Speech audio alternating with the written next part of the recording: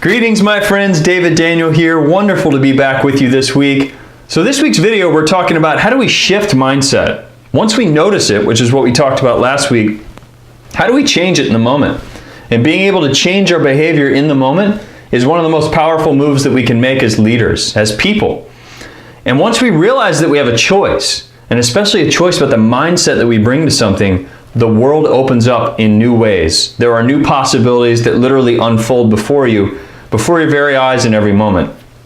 So we're going to have some fun this next week, but I'm going to challenge you a little bit, so I hope you're up for it. And if you haven't watched last week's video, I encourage you to do that before you get into this week's video, just so you've got that foundation of what is mindset and what are some ways to notice it.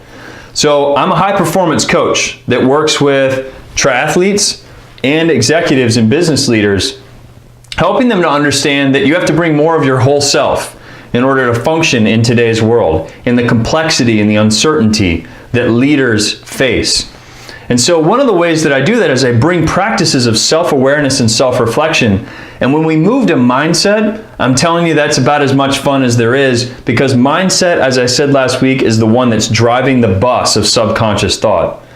And so this week we're going to talk about what are three practices that I use for myself and with others to help them shift that mindset and shift their behavior in the moment. Practice number one, listen to the questions that you're asking and see if you can change the pattern of questioning. Are you asking questions that are confirming your hypothesis, or are you asking questions that are true curious questions, truly curious about what other people think? Listen to other people's questions. Maybe you start with that. Go out tomorrow, listen to the questions that someone else is asking in a meeting and see, what are they doing? Are they really curious about the way I feel? Or are they asking questions in a way that seems like they already know the answer, but they're just asking to try and confirm that hypothesis? See if you can notice that. For instance, if somebody feels negative about what you're saying, you'll listen to the questions and you'll start to hear negativity in the tone of their voice, their body language, the way that they're asking the questions, and you can just notice the way it makes you feel energetically. Well, you're doing the same thing if you're bringing a negative mindset to something and you're asking someone questions in a similar way. Or do you have a fixed mindset about something? Do you tend to think this is just the way it is and I'm going to ask you questions to confirm that? Or are you asking questions that seem to open up possibilities or are wondering about the other perspectives in the room? So see if you start with noticing other people's questions and then move into noticing your own questions and see if you can change them in the moment. If you can do that, watch what happens around you. The people around you will light up because suddenly they'll feel like their perspective is really being honored because you're truly curious. So that's practice number one. Practice number two kind of builds off of that, but it's less about questions. Go out and seek out perspectives. Don't just take perspectives from the people that might be in the room with you. If you're dealing with a complex issue, or you have some questions, or you're dealing with a tough situation, don't just take the perspectives from people around you. Think, what are two or three people that I could go and talk to, or two or three perspectives that I could go and take that might really bring a different mindset to what I'm thinking about here? Who are the people that aren't so obvious, that might be on the outsides of whatever issue you're talking about? How can I go talk to them to try to understand how they think about it? And then truly be informed. Again, as you're asking them those questions, be super curious with them. Be really open to the possibility that maybe their perspective brings you a little bit more of the truth than you had before.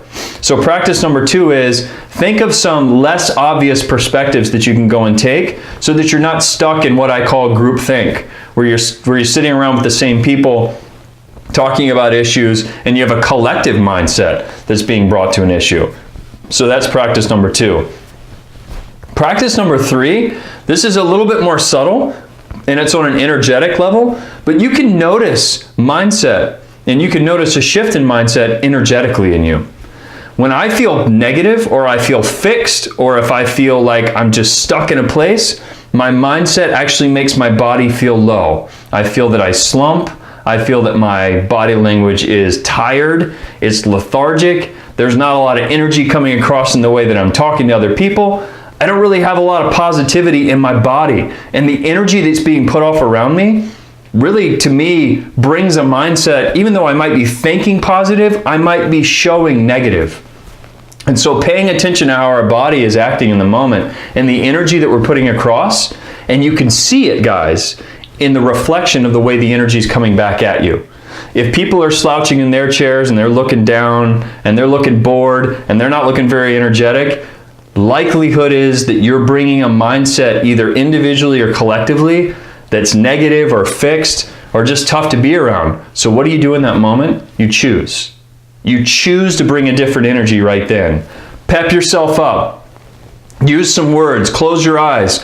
Feel a fire burning within you and feel that you can actually shift and change the energy in the room right there, because you can. That's a choice.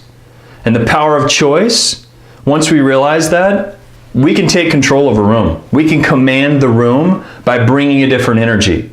And so just with the act of looking inside yourself, lighting a fire, and changing the energy, changes your mindset and the mindset of those around you. So try that out. Try out the energy of really putting something out there and see what happens in the room. So imagine this. You're sitting in a meeting. You notice the questions that you're asking are rather negative or fixed. You notice that you're not really taking other people's perspective, and you're certainly not considering perspectives that are on the periphery. And your energy, your energetic of your body is really low. Now imagine you shift. You suddenly start asking questions of curiosity. You maybe take some perspectives from the quieter people in the room who don't ever talk, and you change the energy of your body in that moment. Watch what happens right there, right then, to the collective mindset in that room. So this is the power of choice, guys. I want you to really push yourselves on this week. Notice that you can shift it. You can shift your own and you can shift others. So I want you to try that out.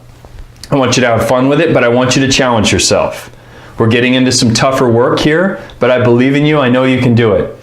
So that's it for this week's video. Please share this with others. Ask questions below, make comments. I'm enjoying the conversation. And until next time, go out every single day. Be present and aware in every moment.